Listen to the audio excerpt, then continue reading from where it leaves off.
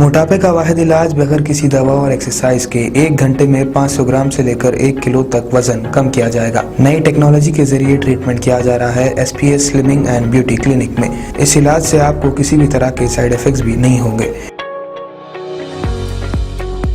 Colour improvement, pimples और dark circles के लिए भी आप आ सकते हैं SPS slimming and beauty clinic, Hyderabad, एबर्ट्स beside Agarwala sweet house. Screen पर दिए गए नंबर्स पर कॉन्टैक्ट करें।